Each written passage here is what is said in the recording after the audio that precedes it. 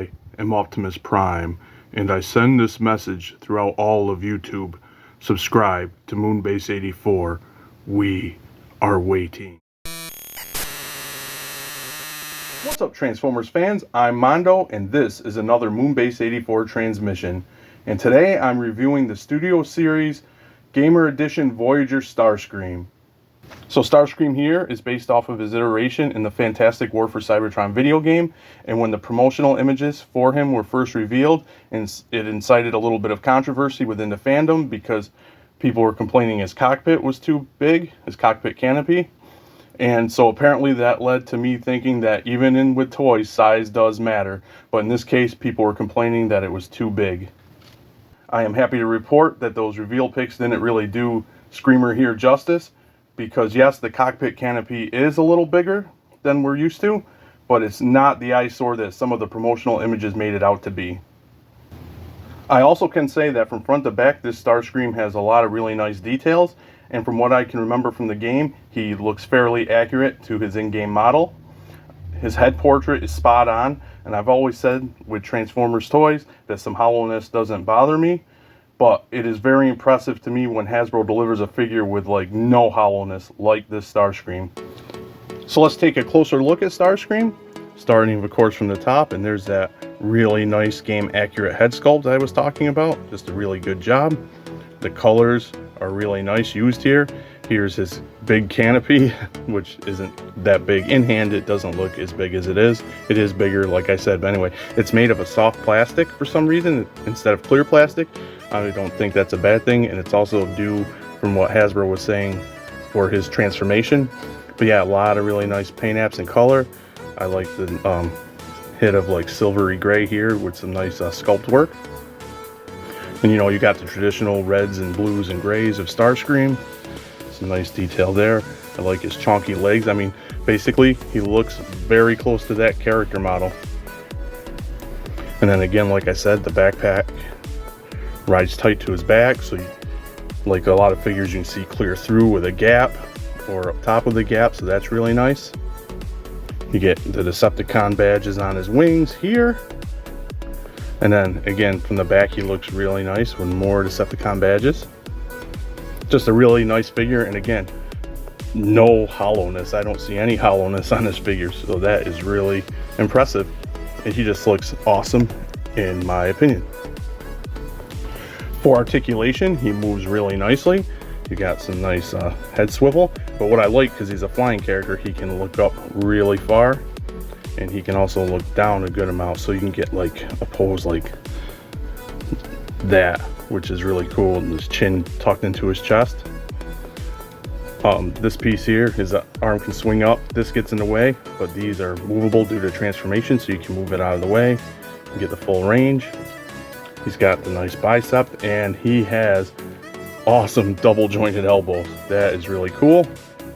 He's got a wrist swivel, a waist swivel that crashes into the top part of his legs, but you get enough. His legs do the splits like that. Kick forward all the way, kick back. You got thigh rotation, nice double or single jointed knee. And then for his feet, they're interesting. The front little foot part, I don't know what to call it, it's like, because it's in sections, but it can go back a little. But he does have ankle tilt, and I like how, I mean, it tilts far, really far, leaving a gap, but if you want to tilt it a little bit, they included this piece to kind of try to hide the gap, which is appreciated. For accessories, he comes with his mace melee weapon. It's sporting a gray handle with a purple mace head, which I guess is supposed to like symbolize the dark energon charging throughout it, but it does have some nice details all the way around it, some nice little techie details. And he also comes with, if I remember correctly, his sniper rifle. It's just a plain darker gray, but again, it's sculpted with some nice details. You got a nice little sight there. For the sniper rifle, I think this is the first Gamer Edition figure where you can have him hold it in his hand instead of having to do the gimmick where you take off his arm to plug it in, because in the game their weapons came from, like, they transformed from their arm. But that's pretty cool because now you have a choice. You can do it like total game accurate, or you can have him hold it. And even though this is his sniper rifle, which I'm almost 100% correct it is, if I can get this back on, there we go. I always think of anything Starscream holds for a gun as a null ray. So in a way, this is very nitpicky, but I wish in a way that it could have plugged into his arm so we could have like a traditional look, but then again, you need another one or he'd look a little wonky. And here he is next to another great Starscream that we got this year, the Legacy United Cybertron Starscream, and they look really cool together. Again, both of these are Voyagers, so this is kind of like showing you how a size class is not a size class anymore, but more of an engineering class, because Starscream is considerably shorter than the Cybertron Starscream. And here he is with the Reactivate Starscream, which is the tallest of the three. And that got me thinking, we've been getting a lot of really good Starscreams lately, kind of like how Hasbro was on a roll with churning out some really awesome Optimus Primes. They seem to be doing that with Starscream as well. And as I do on the channel, I'm going to go ahead and transform Studio Series Gamer Edition Starscream off camera, and we'll check out his Cybertronian jet mode. And here we have the War for Cybertron Starscream all transformed up into Cybertronian jet mode. And there's things to really like, but there are a few things that I don't really care for. So let's check him out.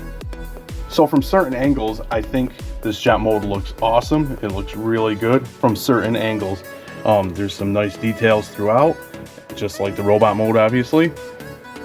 But the main thing for me is I don't like this midsection, because as you can see, if you tilt him this way, it's not gappy, but this little hollowness just is off-putting to me. I wish there was something in here in his transformation to fill that up more, because it makes him almost look like there's a piece missing from him. It doesn't it? To me it does. It looks like in here there should be another piece, and that I lost a piece. But besides that, like from this angle, he looks like a really cool Cybertronian jet. I mean, as I said, nice details. Of course, you get the Decepticon badges here, and his little wings. And once again, that cockpit. And it is a little big, like I said, but it's not as bad as those promotional pics let on.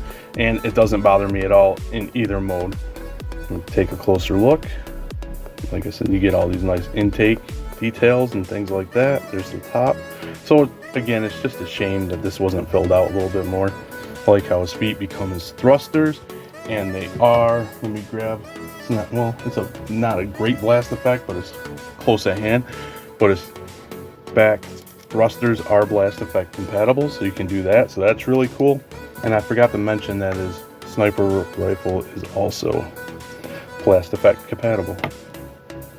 Yeah, a really nice jet from most angles. I do like it, I don't hate it, but it just looks a little wonky when you look at it from that angle. And then underneath, you can see his arms. That stuff bothers a lot of people. With Transformers, it's never really bothered me. I mean, what are you gonna do? It's a toy.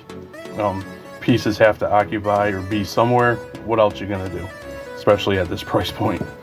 I also forgot to mention that you can also store his weapons on his backpack. Like maybe you could do this, and the mace can plug in as well, like that. So you do have weapon storage on his backpack if you so chose to do so. And he also has weapon storage, which I forgot to show, in his jet mode, but it's really ugly, so I will never do that. But maybe I'll put up a picture of what it looks like. So that's my review of the Studio Series Gamer Edition 06 Voyager class War for Cybertron Starscream. And they have got to shorten the names of these figures because they are mouthfuls. But besides that, I think this is a really good Starscream. I'm really happy with him. He's got a lot of nice details. He articulates very well. Again, just a great representation of his character model from the game.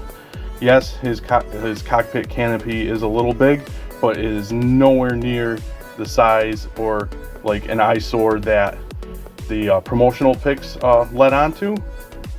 Speaking of eyesores, that gap I showed in the Cybertronian jet mode is a bit of an eyesore, making the jet mode look a little incomplete. As I said, it looks like I'm missing a part. But besides that, a really nice jet mode. I just really wish they could have found a way to fill up that little gap. So yeah, a really nice figure, a great release, and I'm happy to add him to my Starscream / Gamer Edition figures. This is one of the better Gamer Edition figures in my opinion. So I'm a big Starscream fan, and this thing is really cool. And I just can't wait for the inevitable Thundercracker and Skywarps to come out so I can have my Seekers in the Gamer Edition vibe. With that being said, comment and tell me what you think about this Gamer Edition Starscream. And as always, thanks for docking.